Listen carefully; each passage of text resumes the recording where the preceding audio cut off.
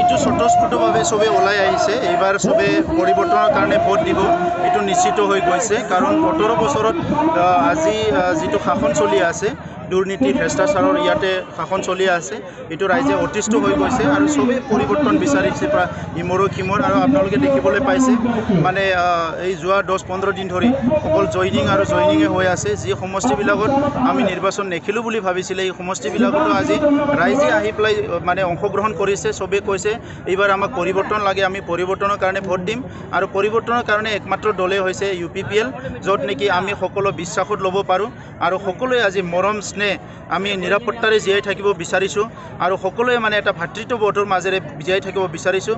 আজি চবেই কৈছে যে ইয়াত বড়ো অসমীয়া বুলি নহয়, হিন্দু মুছলিম বুলি নহয়, আদিবাসী বুলি নহয়, চবেই একেলগে থাকিব বিচাৰিছে, সম উন্নয়ন বিচাৰিছে।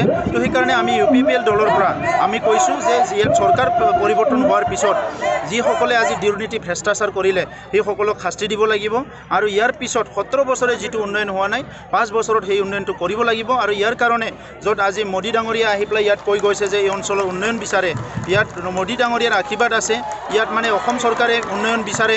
আজি ৩২ লক্ষ মানুহক লৈ পেলাই যিসকলে আজি যেনেকৈ ধৰণৰ মানে মইমতালি কৰি আছে, এইটো কোনো বিচৰা নাই। সেইকাৰণে এইবেলি পৰিৱৰ্তনটো নিশ্চয় হ'ব আৰু ৰাইজৰ আশীৰ্বাদ আৰু অংশগ্ৰহণ ইয়াত স্বতঃস্ফূৰ্তভাৱে আহি আছে। এতিয়ালৈকে আমাৰ কাৰো লগত তেনেকুৱা মিত্ৰতা হোৱা নাই, আলোচনা চলি আছে। যি দলে যি সংগঠনে বিটিআৰ অঞ্চলৰ ৩২ লাখ যিটো মানুহ, সেই মানুহবিলাকক যিসকলে আজি মৰমেৰে চাব বিচাৰে, উন্নয়ন চাব বিচাৰে, সকলোৰে নিৰাপত্তা মানে যিবিলাক চাব বিচাৰে, সেই দল সংগঠন যাৰ কমিটমেণ্ট আছে, যাৰ নেকি এই অঞ্চলৰ ৰাইজক লৈ পেলাই কিবা এটা কৰাৰ এটা চিন্তা আছে, তেনেকুৱা দল সংগঠনৰ লগত মিলাত আমাৰ কোনো অসুবিধা নাই।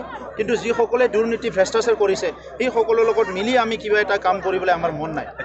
মই তেখেতক বেষ্ট অফ লাক দিছোঁ। তেখেতে আগতে 93 চুক্তি কৰিলে, সেই চুক্তিটো BSc চুক্তিটো অসম চৰকাৰৰ এক্টৰ আণ্ডাৰত আছিলে, সেইটো এক্টো হোৱা নাছিলে। তেনেকুৱা এটা চুক্তি কৰি আজি কৈছে যে আমাৰ চুক্তিটো ভাল নহয়। BTC চুক্তিৰ সময়তো তেখেতে শুই থাকিলে জ্বৰ হোৱা বুলি কৈ পেলাই, এতিয়া BTR চুক্তিটো কৈছে ভাল নহয়। তেখেতৰ চুক্তিত কি আছিল? এখন কলেজ নাছিলে, এটা ৰাস্তা মেনশ্যন নাছিলে। আজি আমাৰ যিটো চুক্তি হৈছে, ইয়াত 4খনকৈ ইউনিভাৰ্চিটি আছে, NIT আছে, ইয়াত 2খনকৈ মেডিকেল কলেজ আছে। আজি বড়ো সমস্যা, বড়ো যিটো উগ্ৰপন্থী সমস্যা, ইয়াত স্থায়ী শান্তি হ'বলৈ পালে। ইয়াত মানে বিভিন্ন জাতি জনগোষ্ঠী সমমৰ্যাদা সম অধিকাৰ লৈ জীয়াই থাকিব পাৰিব। চ' ইমান এটা সুন্দৰ এটা চুক্তি হোৱাৰ পিছত আজি তেখেতে যিবিলাক কথা কৈছে সেইটো ৰাইজে বুজি পাইছে। তেখেতৰ উদ্দেশ্য কি চাওক, ৰাইজে ঠিক কৰিব মই কোনটোৰ পৰা খেলিম। এতিয়া মই সভাপতি হিচাপে মই 40টা সমষ্টিতে কাম কৰি আছোঁ আৰু যদি হাগ্ৰামাৰ বিৰুদ্ধে থিয় দিব দিয়ে, ৰাইজে বিচাৰি এইটো থিয় দিবই লাগিব। ৰাইজে য'ত বিচাৰে মই ইয়াতে থিয়, কাৰণ মোৰ কাৰণে কোনোবা ব্যক্তিটো টাৰ্গেট নহয়, কোনোবা ব্যক্তিক লৈ পেলাই মই মাথা নামাৰোঁ। মোৰ টাৰ্গেটটো হৈছে সমস্যা, ৰাইজ। হিংসামুক্ত নিৰ্বাচন হ'ব বুলি আশা কৰে নেকি?